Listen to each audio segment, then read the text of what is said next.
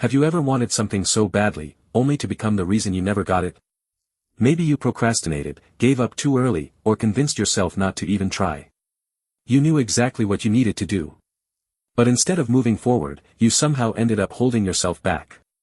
The frustrating part is that it doesn't make any sense. Why would anyone intentionally ruin their own chances of succeeding? But what if you weren't doing it intentionally? What if your brain actually believed it was protecting you? This is called self-sabotage, and almost everyone experiences it at some point in their lives. So why do we become our own biggest obstacle? The answer has less to do with laziness and more to do with how your brain handles fear. Reason 1, you're more afraid of failure than you realize. Failure doesn't just mean not reaching your goal. Sometimes it feels like proof that you weren't good enough in the first place. That possibility can feel so painful that your brain looks for a way to avoid it. Sometimes avoiding the attempt feels safer than risking disappointment. So instead of preparing for the exam, you procrastinate. Instead of applying for the opportunity, you convince yourself to wait. If things don't work out, you can blame the lack of effort instead of your ability. Your brain sees that as less painful. This creates the illusion of protection. But in reality, it quietly guarantees the result you were trying to avoid. The fear of failing often becomes the very reason you fail. Reason 2, success can feel scary too. Most people think self-sabotage is only caused by fear of failure. But surprisingly, success can be just as frightening. Success brings new expectations and responsibilities. Once you succeed, people expect you to keep succeeding. Your brain starts asking uncomfortable questions. What if I can't live up to those expectations? So without realizing it, you slow yourself down.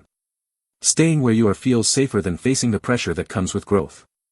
This is why some people lose motivation right before achieving something important.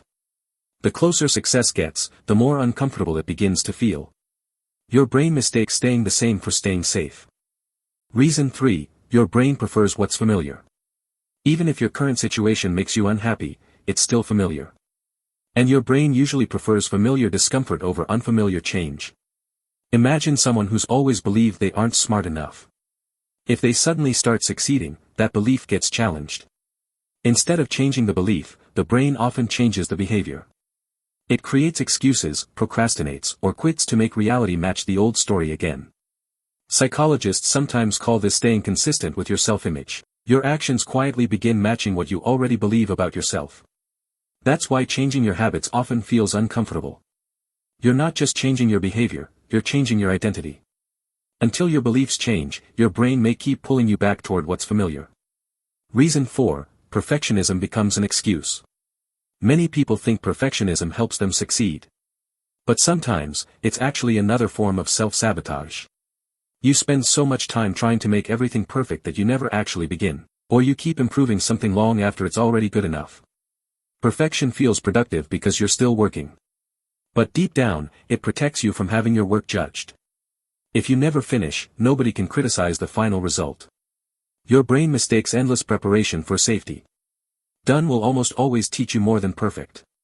Progress only happens when you're willing to be imperfect. Sometimes the biggest obstacle isn't failure.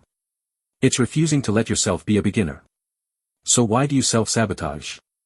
Because your brain believes it's protecting you from emotional pain. It fears failure, worries about success, clings to what's familiar, and hides behind perfectionism.